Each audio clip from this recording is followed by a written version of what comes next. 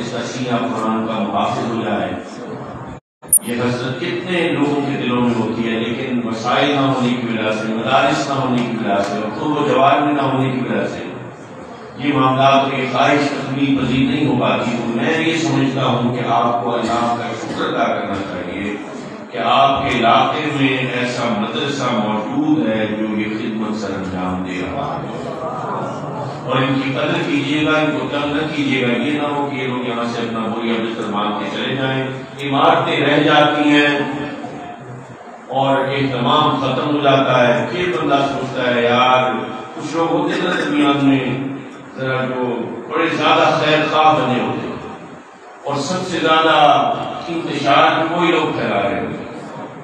کیونکہ میرا یہ تھوڑا سا تجربہ 7 سال کا جو رہا، جو سب سے بڑا خیر خواہ ہوتا ہے، سب سے بڑا بغضی کوئی ہوتا ہے، تو وہ دھیرے دھیرے ہوتا یہ ہے کہ مولوی کو یار میں بجا چھوڑے نا، میں نے بگا دیا نا مولوی کو، دیکھو تم سے کام ہوتا ہے، میں نے بگا دیا نا، بڑے فخر سے مولوی کو بگا دو گے، مولوی چلا جائے گا. یہ قاری صاحب ہیں، یہ بچوں کو سینوں کو قرآن کا حفظ کروا رہے ہیں، محفوظ کروا رہے ہیں ان کے سینوں، یہ چلے جائیں گے. تو بڑے شوق سے کہے گا اس کے بعد کیا ہوگا، اس کے بعد یہاں کس کو، کون بچوں کو پڑھائے گا، کون حفظ کروائے گا.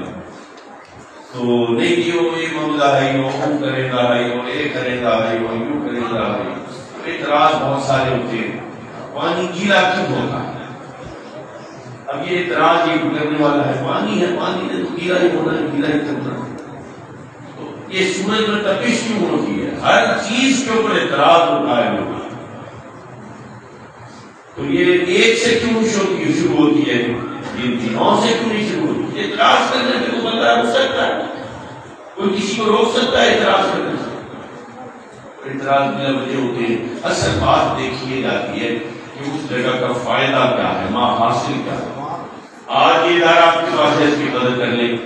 جب نہیں تھا آگے کچھ نہ ہوتے. اب یہ ہمارے شعبان موسم ہے، لیاقت کا مہینہ ہے، اور رمضان کی تیاری ہے، اور روزے رب کا مہینہ ہے. میں بس 2 باتیں عرض کروں. دیکھو میرے رب نے فرمایا وَجَعَلْنَا مِنَ الْمَاءِ كُلَّ شَيْءٍ حَيٍّ، کہ ہم نے ہر زندہ شے کو پانی سے تخلیق پذیر فرمایا. اور حضور کی بھی حدیث اور بے شمار آیات قرآن میں حضور نے فرمایا كُنتُمْ نَبِيٌّ وَآدَمُ بَيْنَ الْمَاءِ وَالطِّينِ، کہ میں اس وقت لکھا جب آدم پانی اور گارے کے درمیان میں تھے. میں اصل میں سوچ یہ رہا تھا کہ انسان کے اجزائے ترکیبی میں بڑا جز کون سا ہے، مٹی یا پانی؟ تو مجھے پتہ چلا یہ 2 ہی بڑے جز ہیں، لیکن پانی کی مقدار مٹی سے بھی زیادہ ہے. بین الماء پانی، والطین گارا، گارے میں بھی. پھر میں نے کہا پانی کا الگ بھی ذکر ہے، گارے کا الگ ذکر ہے، گارے میں مٹی بھی ہے، پانی بھی ہے، پانی زیادہ ہے. تو ذرا دیکھا جائے انسان کے جسم میں پانی ہے کتنا. جب تحقیق کی اس حوالے سے تو پتہ چلا 90% تو انسان کا جسم پانی، 90% بندے کا وجود، یعنی 100 کلو کی لاش ہو تو 90 کلو پانی صفات کرتا ہے، پانی پاک کرتا ہے، پانی پاک ہوتا ہے. اگر بہتا بہاؤ زندگی ہے، بہاؤ میں لہر ہے، لہر میں اونچائی ہے، لہر میں نیچائی ہے، لہر میں مد ہے، لہر میں جزر ہے، لہر میں اتار ہے، لہر میں چڑھاؤ ہے. یہی وجہ ہے کہ زندگی یکساں نہیں ہوتی. کبھی آسانی ہے، کبھی حسن ہے، کبھی طاقت ہے، کبھی اقتدار ہے، کبھی اختیار ہے، کبھی قوت ہے، کبھی طاقت ہے، کبھی ممبر ہے، کبھی محراب ہے، کبھی کرسی ہے، کبھی منصب ہے، کبھی عہدہ ہے. پھر اتار بھی ہے، کبھی بیماری ہے، آزاری ہے، کبھی دکھ ہے، کبھی تکلیف ہے، کبھی کمی ہے، کبھی بھوک ہے، کبھی تنگی ہے، یہ زندگی اتار چڑھاؤ ہے، کیونکہ پانی ہے، بہتا ہے، اور بہتے پانی میں فیض ہے، اور فیض دیتا ہے۔ دیتا کیا ہے؟ فیض پاکی کا فیض ہے۔ بہتا پانی پاک کرتا ہے، بہتا پانی پاک ہوتا ہے۔ پانی نہ بہے، پانی ٹھہر جائے، اور بہتے پانی میں ایک اور بھی بات ہے، یہ بڑی غور طلب بات ہے۔ دیکھو دریا ہے، دریا میں ایک مائی نے اپنے بچے کے ناپاک کپڑے دھوئے، آگے 3 کلومیٹر آگے دریا پہ ایک بوڑھا آدمی وضو کر رہا ہے۔ اب یہ پانی جو کپڑوں کی غلاظت کو دھونے کے بعد اپنے ساتھ لے کے گیا، کیا ناپاک ہو گیا؟ یعنی بہاؤ میں برکت یہ ہے کہ ناپاکی کو دھو دینے کے باوجود، غلاظت کو ختم کر دینے کے باوجود، طہارت بخش دینے کے باوجود بھی یہ پانی ناپاک نہیں ہو رہا۔ یہ پاک تھا، پاک کر رہا ہے، پاک کرنے کے بعد پھر پاک ہی ہے۔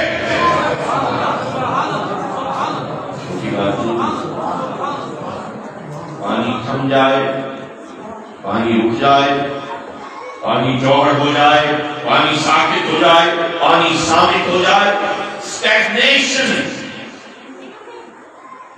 تعفن ہو جاتا ہے۔ کھڑے پانی میں بدبو ہوتی ہے، کھڑے پانی کے پاس رہا نہیں آتا، مچھر آ جاتے ہیں، میڈک آ جاتے ہیں۔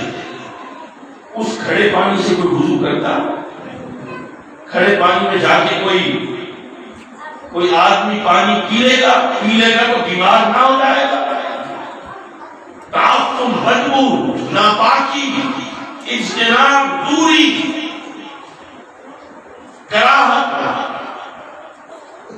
یہ فرق ہے کھڑے پانی میں اور بہتے پانی میں۔ ہم بنے تو پانی سے ہیں، کچھ فیض دینے والے ہیں، وہ بہتے پانی کی مانند ہیں، اور کچھ لوگ جو فیض کو صرف اپنی حد تک قید کر دیتے ہیں، وہ کھڑے پانی کے جوہر بدبودار کی مانند ہوگا کہ جن کے وجود سے تعفن آنے لگتا ہے۔ لوگوں، ہم فیض دینے والے کا کلمہ پڑھتے ہیں، نعرہ تکبیر، نعرہ رسالہ، نعرہ خلافت، نعرہ حیدری، عظمت مصطفیٰ، عظمت مصطفیٰ۔ ابھی بڑی غور سے بات ہے، وہ ایک بیج میں وہ زمین کے اندر، زمین کی حدت، زمین کی حرارت، زمین کی نمی، زمین کے اجزاء، اس کی تپش سے اس بیج کے اندر کوپل کوٹی نرم نازک سا پودا، اور وہ نحیف سا پودا اپنے رب کی حکم کی طاقت کے ساتھ زمین کے سینے کو چیر کر باہر نکلتا ہے، زمین کے سینے کو چیر کر باہر نکلتا ہے، تو اس کو بڑے خطرات لاحق ہے۔ وہ پودا جو ہے اپنی زندگی کے لیے محتاج ہے، کہیں دھوپ کا ہلکی ہلکی، کہیں پانی کا صاف صاف، کہیں خیال کا، کہیں ان کو تیز ہواؤں سے کوئی بچا لے، کوئی چلنے والے جانور سے محفوظ کر لے، کوئی آندھی آ گئی، کوئی سیلاب آ گیا، کوئی ریل آ گیا، پانی کی زیادتی ہو گئی۔ یہ لمحہ لمحہ کی احتیاط ہے جو ماحول اس کو دیتا ہے۔ وہ پودا دھیرے دھیرے بڑا ہوتا ہے، ساتھ کوئی بڑا درخت ہے، پرانا درخت ہے، پہلے کا بڑا ہے، وہ اپنے پتے گرا دیتا ہے، اس کے پتے زمین میں کھاد بنتے ہیں، وہ کھاد طاقت بن کر اس کی جڑوں میں پہنچنا شروع ہو جاتی ہے۔ کوئی جانور گزرتے گزرتے اس کے آس پاس کہیں پیشاب کر دیتا ہے، وہ پیشاب ویسے تو ناپاک ہے لیکن مٹی میں جذب ہو کر نمکیات کی صورت میں اس کی غذائی ضروریات پوری کر دیتا ہے۔ کوئی بچہ دیکھتا ہے کہ یہ چھوٹا سا دائرہ بنا دیتا ہے کہ گزرنے والا احتیاط کرے، اس کے اوپر پاؤں نہ رکھ دے، کہ دھوپ، گرمی، صبح شام، موسم کی تبدیلی دھیرے دھیرے یہ ماحول اس کو بڑا کرتا جاتا ہے، مٹی اس کو طاقت دیتی جاتی ہے۔ کوئی بزرگ 100 180 کے زاویے میں اس کی چھاؤں پتوں کی صورت میں پھیل جاتی ہے. اس کی شاخیں گھنی، یہ اونچا لمبا سیدھا تناور سایہ دار درخت بن جاتا. اور جب سایہ دار درخت بن جائے، ماحول کا قرض اٹھا لے، ماحول نے تجھے سینچا ہے، ماحول نے تیری آبیاری کی ہے، ماحول نے تیری حفاظت کی ہے، یہ تو راتوں رات اتنا بڑا نہیں ہو گیا، یہ تیری سب صدری راتوں رات پیدا نہیں ہو گئی. اس کے اندر ماحول میں ایک ایک فرد نے، ایک ایک چیز نے تیری آبیاری، تیری حفاظت، تیرا خیال کیا ہے، ان کا قرض ہے. اب جب تو بڑا ہو جائے تو اب کوئی گڑیا تیری 2 ٹہنیاں بھی توڑ کے اپنا چولہا نہ جلائے. اب کوئی شرارتی بچے تیری کسی شاخے محفوظ پر آ کر پینگ نہ ڈالے، جھولا نہ ڈالے.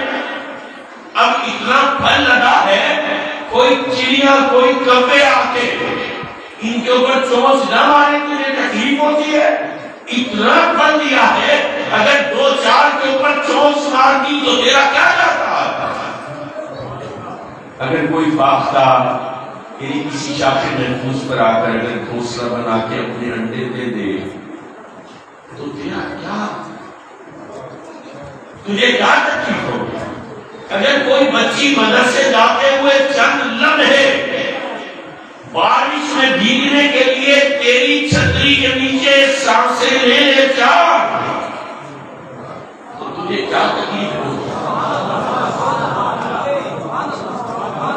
اگر کوئی ضعیف آدمی چلچلاتی جون کی دھوپ سے بچنے کے لیے 2 منٹ سانس لے لے تیری ٹھنڈی میٹھی چھاؤں کے نیچے تو اس میں تیرا کچھ نہیں بگڑے گا. تو اتنا بڑا ہے، تجھے رب نے اتنا اونچا کر دیا. یہ ماحول تھا جس نے تیری آبیاری کی ہے. لوگوں اس درخت کو سمجھنا چاہیے کہ ماحول کا قرض ہے. ماحول نے تجھے فیض دے کر قدر کیا ہے. اب فیض کو لوٹا جو تو اتنا بڑا ہو گیا. میں دیکھتا یہ ہوں کہ یہ درخت میں ہوں، یہ درخت آپ ہیں. ہم لوگ کٹھور دل ہو گئے، ہم لوگ کنجوس ہو گئے. لینے کی حد تک، فیض حاصل کرنے کی حد تک تو ہم آگے آگے. جب فیض دینے کی بات آ جائے تو کنجوسی، کٹھور پن، دل کشادہ نہیں ہوتا. بابو صبح اٹھتا ہے، جلدی میں نکلتا ہے باہر، ماں آواز دیتی ہے بیٹے باپ تو سنتا جا. اس کو دیر ہو رہی ہے، کہتا ہے یہ بھوکڑی تھی گئی ہے، ہر وقت لے دی ہے، ہر کر لے دی ہے. اچھا آپ اس نگاہ چھوڑا ان کی میں نے دیر تھی دی گئی. موٹر سائیکل کو کک ماری چلا گیا. ماں کی آواز نہیں تھی، تجھے رب نے بلایا تھا. یہ صورت گری کی تھی، میرے رب نے یہ صورت گری کی ہے، یہ ڈیزائن کیا ہے. یہ ماحول یہ اچانک سے نہیں آ گیا، ماں کو کوئی حاجت نہیں ہوئی. یہ رب نے تجھے فیض دینے کا بہانہ عطا کیا تھا. سبحان اللہ.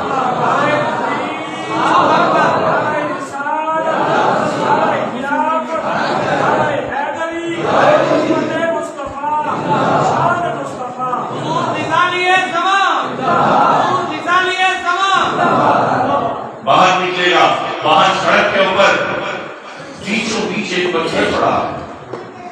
یہ پتھر بیچوں بیچ خود سے آ گیا نہیں، یہ تیرے لیے تو رکھا گیا ہے کہ تو 2 لمحے رک جا. تو پتھر کو اٹھا ایک طرف کر دے. تو صبح سے اٹھا ہے، تو نے فیض نہیں دیا. کٹھور دل تھوڑا سا فیض دے. یہ پتھر سڑک کے بیچوں بیچ کوئی نہیں آ کے رکھ جاتا. یہ صورت گری ہے اس رب کی تجھے فیض دینے کے لیے ایک اور موقع اس صورت گر نے تخلیق کروایا.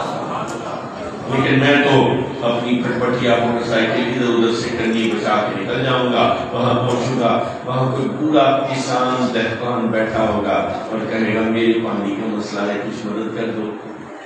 یہ پورا دہقان کسان کیا وہ مسئلے حل کرنے والا جو پوری دنیا کو خون کے لفظ سے تخلیق کر دے، اس کا مسئلہ حل نہیں کر سکتا. ارے کر سکتا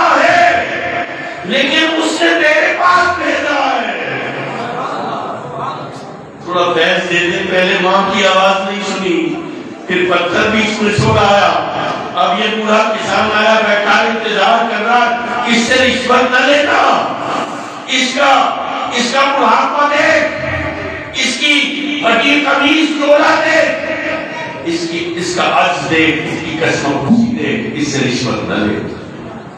لیکن آپ کو پتا ہے اس وقت تک تسلی نہیں ہوتی بابو لوگ کی جب تک کوئی ادھر کی جیب بھی اور ادھر کی جیب بھی کر نہ جائے۔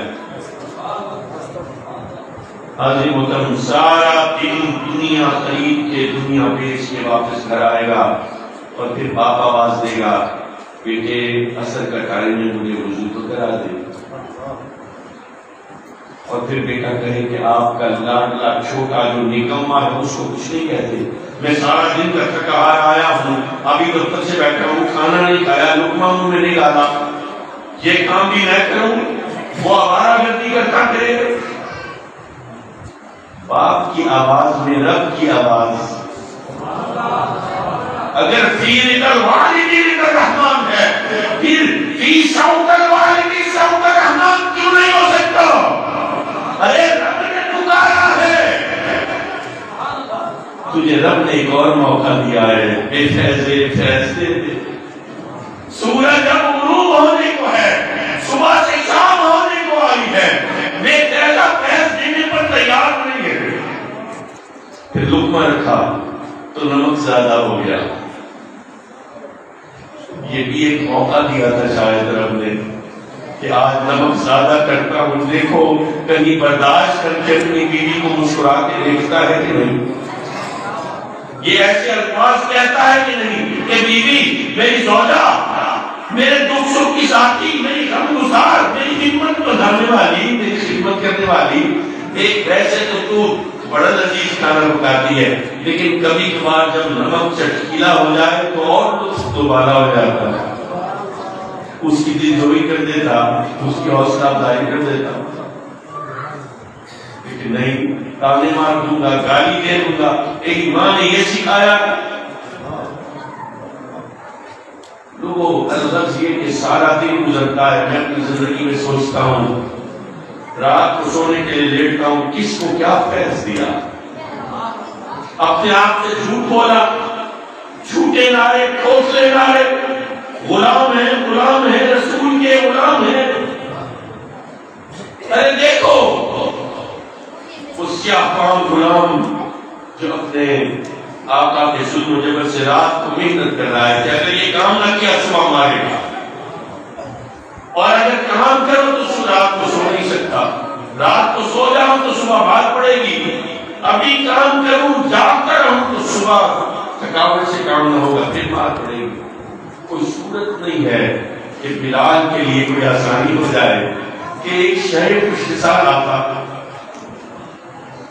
یہ شہر خوشحال، یہ پیکر حسن و جمال، یہ صاحب کمال، یہ کوئی عام آدمی نہیں ہے، یہ والی کعبہ کا پوتا، عبد المطلب سے بڑا سردار کوئی نہیں ہے، یہ سردار کا بیٹا غلام کے بعد غلام کو کہتا ہے تو سو جا، تیرا کام میں کر رہا ہوں۔ نعرہ تکبیر، نعرہ رسالت، نعرہ خلافت، نعرہ حیدری، نعرہ مصطفیٰ۔ غلام کہتا ہے میں غلام، میں کہا میرے کوئی حقوق نہیں، میرا تو مالک مجھے مارتا ہے، آپ کیوں کر میرا کام کریے، نہیں مجھ سے تیرا دکھ نہیں دیکھا جاتا، جب تیری چمڑی پر تیرے مالک کا چاقو پڑتا ہے تکلیف میرے قلب کو ہوتی ہے۔ وہ نبی جو غلاموں کی تکلیف کو اپنے سینے پر سہتا ہے، اس کو شاق ہوتی ہے وہ تکلیف۔ لوگوں فیض دینے والا تو بڑھیا سڑک پر کے بیٹھی ہے تو اپنی گٹڑی اور کہتی ہے میں نہیں رکتی اب موقع، میں اپنے خداؤں سے غداری نہیں کر سکتی، اس عمر میں اب خداؤں سے کی غدار ہو جاؤں، جن خداؤں کو ساری زندگی پوجا ہے، جن کی عبادت کی ہے، جن کی خدمت کی ہے، جن پر چڑھاوے چڑھائے ہیں، اب اس عمر میں میں جا کے کسی نئے خدا کو مان لوں، کسی نئے نبی کو مان لوں؟ نہیں، میں جاتی ہوں۔ جاتی کیوں ہے؟ اس لیے جاتی ہوں کہ وہ جو نئے خدا کی، اندیکھے خدا کی تبلیغ کرنے والا ہے وہ کوئی جادوگر ہے۔ میں نے سنا ہے جو دیکھتا ہے اس کا عاشق ہو جاتا ہے۔ ایک خوبصورت روشن پیشانی والا، چمکتی آنکھوں والا آتا ہے، کہتا ہے اماں اتنی دیر سے کھڑی ہے، میں مدد کروں؟ ہاں بیٹا گٹری اٹھا لے، مجھے یہ جو کافروں کی آگو ہے وہاں تک لیتا جا، کاندھوں پہ اس پوری کی گٹری، پر چال میں متانت ہے، چہرے پہ مسکراہٹ ہے۔ لوگوں، اس کرۂ ارض نے آج تک جتنی بہاریں دیکھی ہیں، اور چاہے 1 کروڑ سال اور یہ دنیا قائم رہے، جتنی بہاریں دیکھے گی وہ سب بہاریں میرے آقا کے اس خفیف سے تبسم پر قربان۔ حضور نے دریافت کیا اماں کیوں جاتی ہے؟ اس نے معاملہ بیان کیا، حضور نے دل جوئی کی، کوئی بات نہیں۔ وہاں پر پہنچے، حوالے کیا، گٹری اٹھائی، اچھا اماں چلتا ہوں، بیٹا نام تو بتا جا، میں تو سرے راہ کری تھی، کوئی میرا بوجھ اٹھانے کے لیے آمادہ نہیں تھا، تیار نہیں تھا، میں صحیح تھا، اپنا بوجھ نہ اٹھا پاتی، تم میرا بوجھ اٹھا کے مجھے ساتھ چلا کے ادھر لے کر آیا ہے، کم از کم نام تو بتا دے۔ تو فرمایا اماں میں ہی تو وہ محمد ہوں جس سے ڈر کے تو بھاگتی ہے۔ 15 منٹ کا سفر، وہ خفیف سی مسکراہٹ، وہ شفقت بھری نگاہ، وہ چمکتی ہوئی پیشانی، وہ فیض دینے والا 15 منٹ میں کیا فیض دے کے گیا کہ پوری کہتی ہے میں گواہی دیتی ہوں تو بھی سچا، تیرا رب بھی سچا۔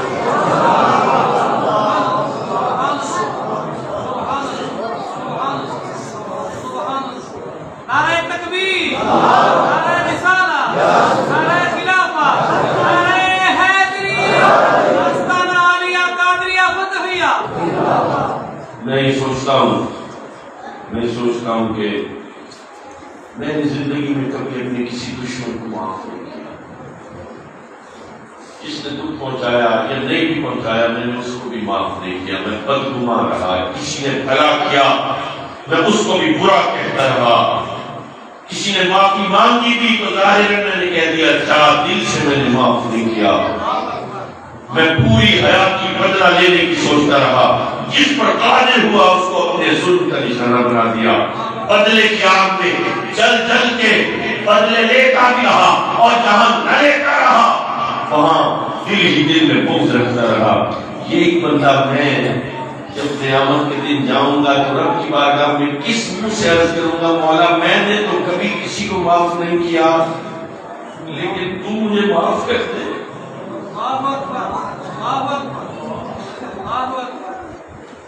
تو میرا رب نے اگر پوچھ لیا کہ ٹھیک ہے میں تجھے معاف کرتا ہوں، یہ تو بتا ذرا تم نے بھی کسی کو معاف کیا تھا؟ ایسے نہیں دیتے۔ میرا نبی ہے، میرا نبی جب حاکم بن کے مدینہ میں داخل ہوتا ہے، رات کا وقت ہے، ابو سفیان اونچی جگہ پر کھڑا ہے، حد نگاہ کا خیم نہیں خیمے،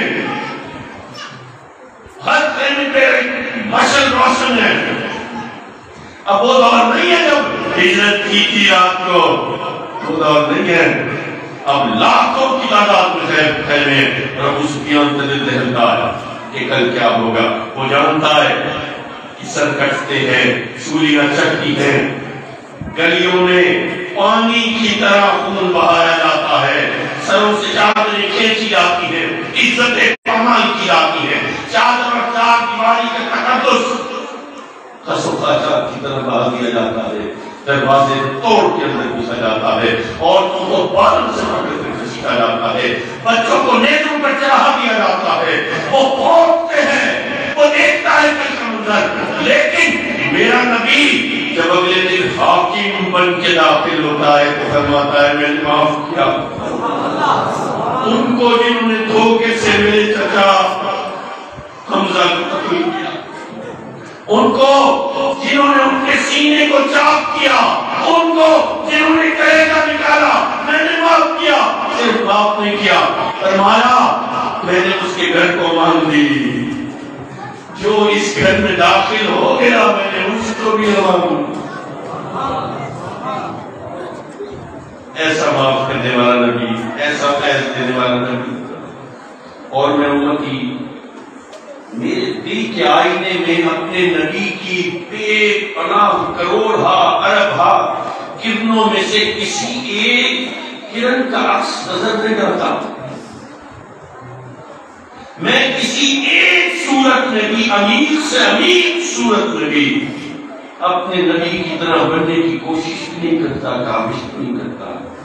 نماز پڑھوں تو نماز ٹوٹی، روزہ رکھوں تو روزہ کچا، عبادت کر رہا ہوں اور دل میں یہ ہے کہ یہ ساتھ والے کی تو اثر کی 3 رکعتیں ہوئی ہیں، السلام کے لیے۔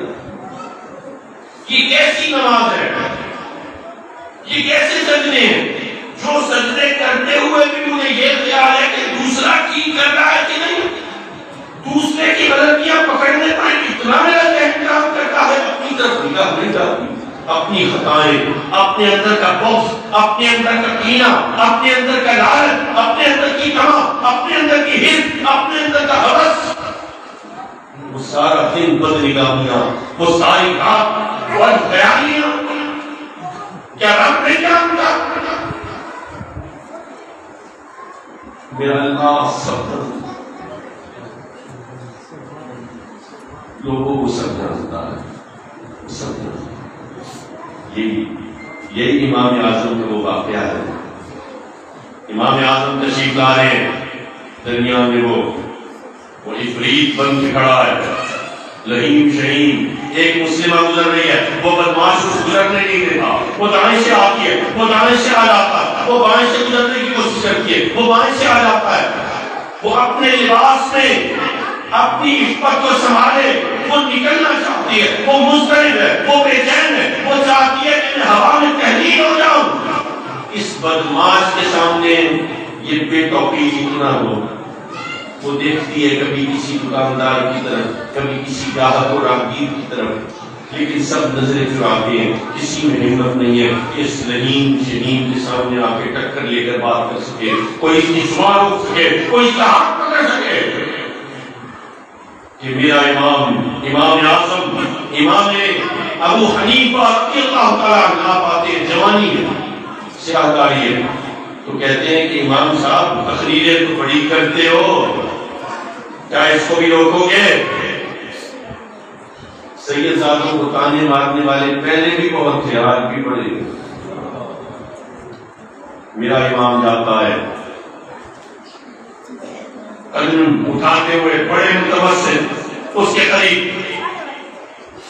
اس کی گردن کی طرف ہاتھ بڑھاتے ہیں، اس کے کان کو اپنی طرف کرتے ہیں، اس کا کان قریب آتا ہے، کچھ فرماتے ہیں، وہ سنتا ہے، اس کی نگاہیں اٹھتی ہیں، حضرت کی آنکھوں سے ملتی ہیں، اس کی جسم میں کب کبھی کاری ہوتی ہے، وہ کب کب پانا شروع کرتا ہے، روایت میں گر جاتا ہے، بعض روایت میں بے ہوش ہو گیا، بعض میں بن گیا۔ حاجی محترم چہل گوئیاں شروع، اہل علاقہ پریشان، حیران، یہ کیا معاملہ ہوا، یہ سید زادے نے کیا کہا، یہ امام زادے نے کیا فرمایا؟ تو پوچھتے ہیں حضرت تو آپ نے کہا میں کیا کہا؟ آپ نے فرمایا میں نے کوئی نئی بات تو نہ کی جو تمہیں علم نہ ہو، میں نے فقط اس کے کام میں یہ کہا تھا تجھے تیرا اللہ دے، لیکن اس کا احساس نہیں ہوتا دل میں۔ یہ ماہ رمضان آ رہا ہے، یہ میرا رب چاہتا ہے ہم اس احساس کو بار بار محسوس کریں، مجھے میرا اللہ دیکھ رہا ہے۔ جب جب بھوک لگے گی، جب جب پیاس لگے گی، ہاتھ گلاس کی طرف، پانی کی طرف، رزق کی طرف بڑھے گا، پھر خیال آئے گا مجھے میرا، وہ صرف رمضان میں نہیں دیکھتا، وہ 11 دوسرے مہینوں میں بھی دیکھتا ہے، لیکن یہ ایک مہینہ تربیت کے لیے، تو تربیت پالے تجھے 11 مہینے پھر یاد رہے گا، جب جب تو بد نگاہی کرنے لگے گا، جب جب تیری زبان سے غلط الفاظ نکلنے لگیں گے، جب جب تیرے قدم برائی کی طرف بڑھنے لگیں گے، جب جب تیرے ارادے ڈگمگانے لگیں گے، جب جب تیری قوت ارادی ڈگمگانے لگے گی، تجھے آواز آئے گی، تجھے تیرا اللہ روزہ سچا وہ ہے جس میں بار بار اس خیال کو طاقت دی۔ نوجوانوں، یہ پیغام ہے صوم کا۔ یہ سارا دن بیٹھ کر ٹی وی کے اوپر جسمانی فائدے پڑھو گے، دیکھو گے، ڈاکٹروں سے سنو گے، جسمانی فائدہ ہوگا، لیکن 1000 میں سے 0.1% جبکہ 1000 جسمانی فائدہ بھی روزے کا کوئی فائدہ ہے؟ جیسے کوئی کہے کہ نماز اچھی ایکسرسائز ہے۔ ارے تجھے نماز کے اچھی ایکسرسائز ہونے کا اس کے روحانی جو فائدے ہیں ان کو یکسر بھلا دے گا؟ ڈاکٹر کو بٹھا کے فقط جسم کی حد تک محدود ہو جائے گا؟ کیا نماز صرف جسم کی ہے؟ لوگوں، اگر عبادتیں صرف جسم کی ہوتی تو نیت کی کبھی ضرورت نہ ہوتی۔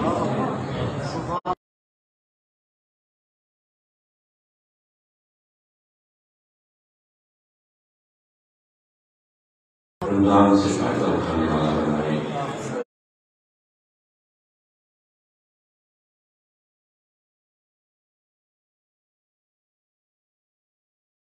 اور اپنے علاقے میں مدارس اور علماء کی قدر کرنے والا بنائے۔